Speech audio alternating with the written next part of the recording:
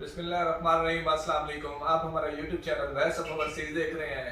امید کرتا ہوں تمام دوست خیریت سے ہوں گے۔ کافی دنوں کے بعد ویڈیو بنانے کا ٹائم ملا ہے۔ میں نے کہا دوستوں کو تمام تر تفصیلات سے آگاہ کر دیں۔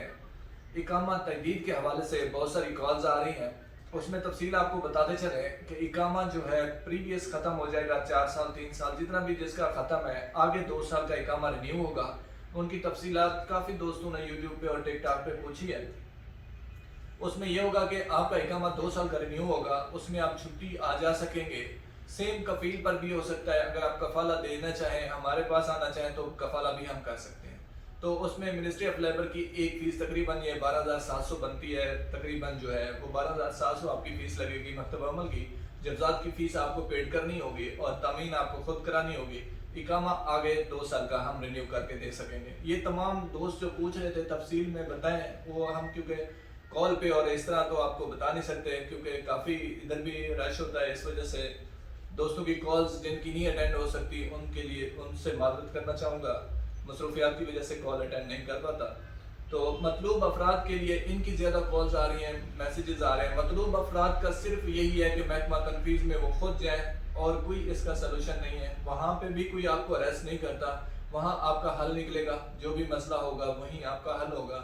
اس کا حل ہمارے پاس مطلوب کا نہیں ہے۔ مرافقین جو اپنے والدین کی کفالت میں ہیں، ان کے لیے ایک اچھی خبر آئی ہے کہ مرافقین جو ہیں وہ اپنا نقل کفالہ کرا سکتے ہیں۔ اقامہ میں انتہائی یعنی کہ بیٹا ہے، بیٹی ہے، اگر ان کی ایج اوور ہے، ان کو فصل کرنا پڑتا ہے یا تجدید میں رکاوٹ ہے، تو وہ کہیں نقل کفالہ اگر لینا چاہتے ہیں تو ہم ان کا نقل کفالہ کرا کے دے سکتے ہیں۔ وہ والد سے نئے مؤسسے میں یا کسی کفیل کے پاس ٹرانسفر ہو سکتے ہیں۔